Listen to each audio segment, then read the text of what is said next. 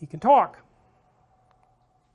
he can walk, and so the good fairy basically tells him that he's got a bit of autonomy, and now it's up to him to like clue in a bit and act properly and learn the difference between good and evil and to speak truthfully and all that. It's a bit propagandistic, that part of the movie, I would say, but it doesn't really matter. It's kind of inculcation of conventional morality, and there's a fair bit to it, especially that he's supposed to tell the truth, and you know, he says he will, and the cricket's listening, and then the puppet asks, well, what does conscience mean? Because the fairy says, always let your conscience be your guide, and he says, well, what does conscience mean? And then the bug, who's like all puffed up because he wants to impress the fairy, pops down and gets on his little matchbox and gives this like horrible little lecture about how to behave properly that's just like ideological chatter. You can hardly even stand listening to it, and it's supposed to be like that.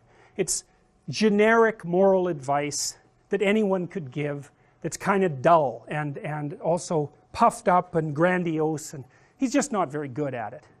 So, and that's why he's on his little matchbox there with his chest puffed out, and so he says, that's just the trouble with the world today.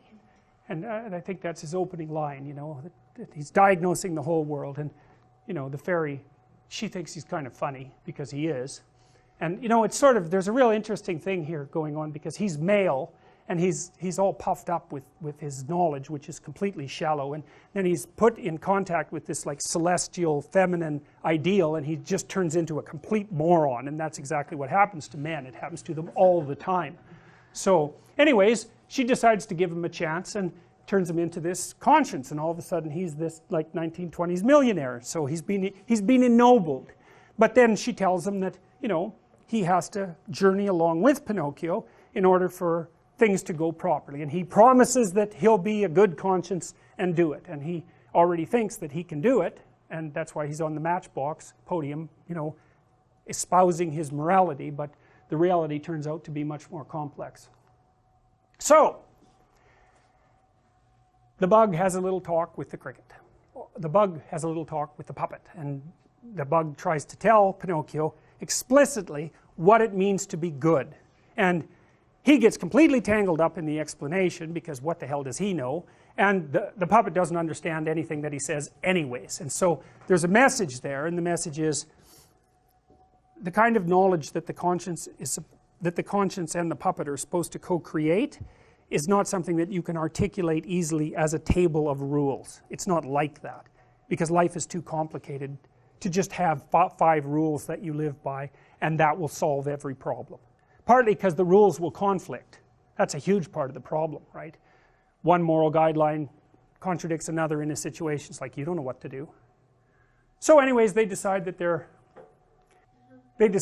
just going to, he says, Pinocchio says, well, I'll be a good boy, and the cricket says, well, that's the spirit. And then, well, then Geppetto gets wind of it, and they have a little like horror episode, and then he finds out that the puppet is autonomous, and they have a little party, which tells you exactly what Geppetto's up to. Is the autonomy emerges, and he's happy about it. So it's stamping home the notion that Geppetto is in fact a good guy, and that is in fact what he wants. So it's like the encouragement of your father is a precondition for the emergence of your individuality, and it also allows the feminine to play a role, both as nature and perhaps as mother.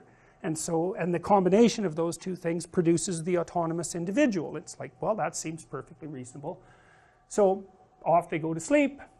Next day they wake up, and it's a new day, and Pinocchio is off to school. And that's a good thing too, because Geppetto isn't, and he's really excited about it. And so what that means is that he's been parented properly, and he's going to go out into the world of his peers, which is where he belongs, and Geppetto isn't too worried about it. In fact, he's pushing him out the door, you know. It's like, go, you can do it, this is the next thing. The kid isn't cowering in the corner and overcome by terror, and with the parents freaking out about all the things that are going to go wrong.